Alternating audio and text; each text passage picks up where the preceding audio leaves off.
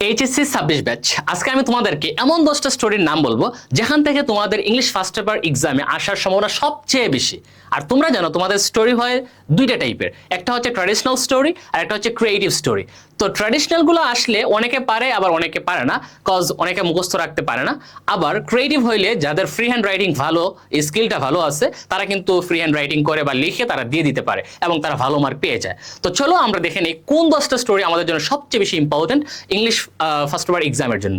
চলো আমরা একটু দেখে নিই। আচ্ছা দেখো, তোমাদের যে স্টোরি কমপ্লিটিং স্টোরি, এখানে আমরা 10টা বলতেছি, এখানে 3 স্টার দেওয়া। সো এই 10টা পড়লে আই হোপ তোমাদের কমন পড়ে যাবে। তো 1 নম্বরে আমরা কোনটা রাখছি? দ্য ডাব অ্যান্ড দ্য অ্যান্ট। আর আমরা এই সাজেশনটা বানাইছি কিভাবে? আমরা এটা বানিয়েছি তোমাদের টেস্ট এক্সামের কোয়েশ্চনস অ্যানালিসিস করে প্লাস তোমাদের প্রিভিয়াস বোর্ড কোয়েশ্চনস দেখে, মানে দুইটার কম্বিনেশনই কিন্তু আমরা ইম্পর্টেন্ট দেখে এগুলা সিলেক্ট করে তোমাদেরকে দিচ্ছি। ঠিক আছে? তো দ্য ডাব অ্যান্ড দ্য অ্যান্ট এটা তোমরা ট্র্যাডিশনাল, তোমরা সবাই পড়ছো। তারপরে আছে দ্য স্কলার অ্যান্ড দ্য বোথম্যান, মানে পণ্ডিত এবং নাবিক, খুবই ইম্পর্টেন্ট। তারপরে আছে what is play to one is death to another, মানে একজনের কাছে যা খেলা অন্যজনের কাছে তা মৃত্যু। ওই যে ব্যাঙের এবং ছোট বাচ্চাদের যে গল্পটা, এটা তো ওইটাও ট্র্যাডিশনাল। তারপরে আছে কিং লিয়ার অ্যান্ড হিজ ডটার্স, মানে রাজা লিয়ার এবং তার কন্যাদেরকে নিয়ে যে একটা গল্প, এটাও হচ্ছে ট্র্যাডিশনাল। তারপরে দেখো দ্য সেলফিশ জায়ান্ট, খুবই ইম্পর্টেন্ট, ওইটা ওই দৈত্য এবং ওনার বাগান নিয়ে, এটাও ট্র্যাডিশনাল, ইম্পর্টেন্ট। তারপরে আছে পারসেভারেন্স ইজ দ্য কি টু সাকসেস, মানে অধ্যবসায়ই হচ্ছে সফলতার মূল। এটাও মানে তোমরা ধরতে পারো এটা হচ্ছে ট্র্যাডিশনাল, অথবা এটাকে ক্রিয়েটিভ ওয়েতে তোমরা লিখতে পারো, ক্রিয়েটিভই বলা যায় এটাকে। তারপরে দেখো ম্যান ক্যানট লিভ অ্যালোন, এটাও ক্রিয়েটিভ ধরতে পারো, যে মানুষ একা বাস করতে পারে না, তুমি তোমার মতো করে বানিয়ে লিখতে পারবা। তারপরে আছে dress doesn't make a man great, Sheikh সাদি, মানে কাপড় চোপড় কখনই মানুষকে কি করে না, মহান করে না, এটা তোমরা জানো, এটা হচ্ছে ট্র্যাডিশনাল একটা স্টোরি, খুবই ইম্পর্টেন্ট।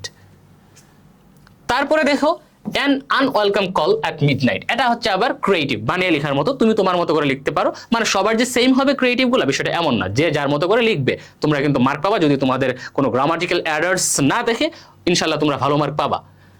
তারপরে দেখো এ থার্স্টি ক্রো, এটা আমরা টাইটেল জানি, where there is a will there is a way. So মানে ওই যে একটা তৃষার্ত কাকের গল্প, এটা ট্র্যাডিশনাল, এটাও ইম্পর্টেন্ট। তো এই 10টা হচ্ছে খুবই ইম্পর্টেন্ট। প্রথমে যে এখানে এই পেজে ছিল আমাদের 8টা, এরপরে এখানে নেক্সটে আরো বললাম কি 2টা। তো এই 10টা পড়লেই হয়ে যাবে। বাট অনেকে আছে কি তোমরা রিস্ক নিতে চাও না, তো টু অ্যাভয়েড রিস্ক, তোমরা রিস্ক না নেওয়ার জন্য তোমরা আরো কয়েকটা পড়তে পারো, আর 5টা পড়তে পারো, এগুলো পড়লে ইনশাল্লাহ তোমাদের কমন পড়ে যাবে। তাও বলতেছি না যে এখান থেকে যে 100% চলে আসবে বিষয়টা এমন কিন্তু না, মানে এখান থেকে আসার চান্সেস খুবই বেশি, কারণ আমি কিন্তু প্রথমেই বলে নিয়েছি তোমাদের টেস্ট এক্সামের কোয়েশ্চনস অ্যানালিসিস করে আর তোমাদের প্রিভিয়াস বোর্ড কোয়েশ্চনস অ্যানালিসিস করে কিন্তু এগুলা সেট করা হয়েছে। আর তোমরা তো জানোই যারা ভালো স্টুডেন্টস তারা কিন্তু সব পড়ে, তারা একটা লেটারও বাকি রেখে যায় না। আর যারা সারা বছর একটু কম পড়াশোনা করে তাদের জন্য আসলে সাজেশন, আর ভালো স্টুডেন্টসের আসলে সাজেশন লাগে না। সো বুঝতেই পারতেছো, যারা পড়াশোনা করে নাই তারা একটু মানে টাইম নিয়ে হইলেও পড়াশোনা করে যাবা, নাহলে কিন্তু ইংলিশে ভালো মার্ক পাওয়াটা পসিবল হবে না।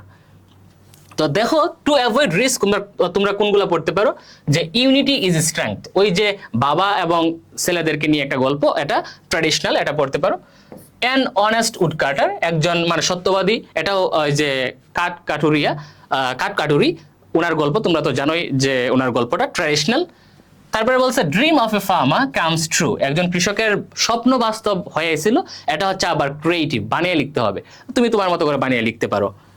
তারপরে আছে my role in a fire accident, একটা আগুন দুর্ঘটনায় তোমার ভূমিকা কি, এটা হচ্ছে আবার ক্রিয়েটিভ, বানিয়ে লেখার মতো, তুমি তোমার মতো করে লিখবা, সবারটা হুবহু হবে না।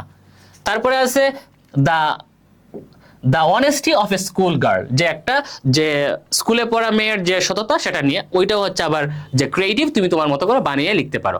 তো আই হোপ তোমরা এই প্রথম যেগুলো আছে বা প্রথম 10টা পড়লেই তোমরা এখান থেকেই কমন পেয়ে যাবা। তারপরেও টু অ্যাভয়েড রিস্ক তোমরা পরের যে 5টা পড়ে নিতে পারো। সবার জন্য শুভকামনা রইল। ঠিক আছে, সবাই ভালো থেকো।